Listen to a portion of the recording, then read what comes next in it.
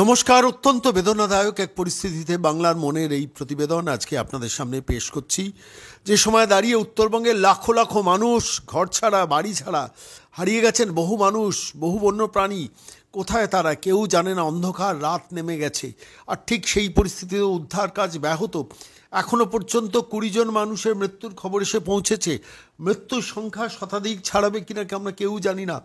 লাখ লাখ মানুষ কোথায় হারিয়ে গেছেন, কোথায় পৌঁছেছেন, কোথায় আছেন আমরা কেউ জানি না। মাদারিহাট, তিস্তা বাজার, কালচিনি, ধূপগুড়ি, মিরিক, দার্জিলিং, লাটাগুড়ি, মাথাভাঙা, কোচবিহার, একের পর এক এলাকা থেকে বন্যা বিধ্বস্ত এলাকার মানুষের খবর আসছে। পূর্বাভাস আগেই ছিল যে প্রচণ্ড বৃষ্টিতে ভেসে যেতে পারে উত্তরবঙ্গ। তার জন্য রেস্কিউ অপারেশন যেভাবে করা উচিত ছিল সেভাবে কি করা হয়েছে? নদীর ধারে, বাঁধের ধারে, পাহাড়ের খাদে যেসব মানুষ বসবাস করছেন তাদের উদ্ধার করা যেত না? এখন কি কাকে দোষ দেবেন? ডিভিসিকে দোষ দেবেন? কি চক্রান্তকে, কেন্দ্রীয় চক্রান্ত? বাংলাকে ভাসিয়ে নিয়ে যাওয়া হচ্ছে, হতে দেবো না। দেখুন, প্রাকৃতিক দুর্যোগ, বৃষ্টি এলে কাউকে দোষারোপ করা যায় না, সেটা প্রকৃতির নিয়ম। কিন্তু একটা রাজ্যের সরকার, একটা রাজ্যের শাসক, যে সময় এত মানুষ মারা যাচ্ছেন, এত মানুষ জলের তরে ভেসে যাচ্ছেন, সেই সময় দাঁড়িয়ে একজন রাজ্যের মুখ্যমন্ত্রী তিনি রেড রোডে কার্নিভালে নাচছেন, নাচছে তালে তালে মা দুর্গাকে দেখছেন, এবং সেটাকে কিছু নির্লজ্জ ইলেকট্রনিক্স মিডিয়া সেটা এখনও টেলিকাস্ট করছে। যখন এইভাবে বন্যা বিধ্বস্ত মানুষ, হাজার হাজার কাতারে কাতারে মানুষ কীভাবে ভেসে যাচ্ছেন সে দৃশ্য দেখা যাচ্ছে না, আমাদের কাছে এসে পৌঁছাচ্ছে। নাচ আর থামছে না। উচিত ছিল না রাজ্যের মুখ্যমন্ত্রী পরিষ্কারভাবে যে কার্নিভাল বন্ধ, কার্নিভাল হবে না? বিশেষ এই পরিস্থিতিতে দাঁড়িয়ে লাখ লাখ মানুষ আমার রাজ্যের ভেসে যাচ্ছে।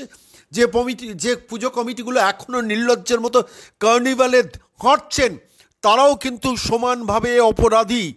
দেখুন, দুর্যোগ এলে স্কুল কলেজ বন্ধ করার নির্দেশ আসে। তো আজকে এই পরিস্থিতিতে দুর্যোগে কার্নিভালটা বন্ধ করা যেত না? পরিষ্কারভাবে বলতে পারতেন না? রাজ্যের মুখ্যমন্ত্রী ইমেজ তো তাতে বাড়ত যে হ্যাঁ, একটা দুর্যোগের জন্য এবছরে কার্নিভাল আমার বন্ধ থাকলো। কিন্তু সেই কার্নিভালের পেছনে কত কোটি টাকা একটা রাজ্যের সরকার ঢেলেছে বলুন তো? সমস্ত পাতাজোড়া বিজ্ঞাপন, আজকে শুধু সংবাদ মাধ্যমে বিজ্ঞাপন, কার্নিভালে বিজ্ঞাপন, কয়েকদিন ধরে বিজ্ঞাপন, আজকের বিজ্ঞাপন মিলে কয়েক কোটি টাকা তথ্য সংস্কৃতি দপ্তর থেকে ঢালা হয়েছে। সেই টাকাটা ঢালা যেত না? পরিষ্কার বলছি, সেই টাকাটা ঢালা যেত না উত্তরবঙ্গের মানুষের আগাম রেস্কিউ অপারেশনে? ভুটানে লক গেট খোলা যাচ্ছে না, খবর এসছে। সেখানকার ভুটান সরকার পর্যন্ত পশ্চিমবঙ্গ সরকারকে খবর পাঠাচ্ছে। মানুষ প্রাণী একসঙ্গে ভেসে যাচ্ছে, অন্ধকার নেমে গেছে, উদ্ধার কাজ কী অবস্থায় কেউ জানে না। রোপওয়ের মতো দড়ি ঝুলিয়ে এনভিআরএফের কর্মীরা তারা মানুষকে অপারেশন করাচ্ছে, তাদের রেস্কিউ করার চেষ্টা করছেন। সেই হোমস্টে সেগুলো ভেসে যাচ্ছে, হোটেল সেগুলো ভেসে যাচ্ছে, সাধারণ মানুষের বসবাসযোগ্য বাড়ি যেগুলো একদম ধারে অঞ্চলে রয়েছে, মানে একদম খাদের ধারে রয়েছে, পরপর ভেঙে যাচ্ছে। আস্ত সেতু সেটা ভেঙে যাচ্ছে, গাড়ি জলের তোড়ে হারিয়ে যাচ্ছে। কত অজস্র বন্যপ্রাণী হারিয়ে গেল, জলের তোড়ে চলে গেল, কেউ জানে না। মানুষকে যেভাবে টেনে তুলে নিয়ে আসা হচ্ছে, মৃতদেহকে তুলে নিয়ে আসা যাচ্ছে, অবর্ণনীয়। আর সেই সময় দাঁড়িয়ে একজন রাজ্যের মুখ্যমন্ত্রী তিনি দাঁড়িয়ে ওই রেড রোডের কার্নিভালে কয়েক কোটি টাকা ব্যয় একটা মোচ্ছবে তিনি নেচে যাচ্ছেন। কতটা নির্লজ্জ একটা প্রশাসক না হলে আজকে এই পরিস্থিতি হয়। বাংলার মানুষকে বলছি, ভাবুন 2026 এই মহিলাকে তাড়াতেই হবে, তা নাহলে এই পরিস্থিতি আরও চলবে। এখন ঘোষণা করেছেন কালকে গিয়ে আমি উত্তরবঙ্গে পৌঁছবো। আজকে খবর পেয়ে চলে যাওয়া উচিত ছিল না সমস্ত কাজ বন্ধ রেখে? সেটাই তো একজন প্রশাসকের কাজ।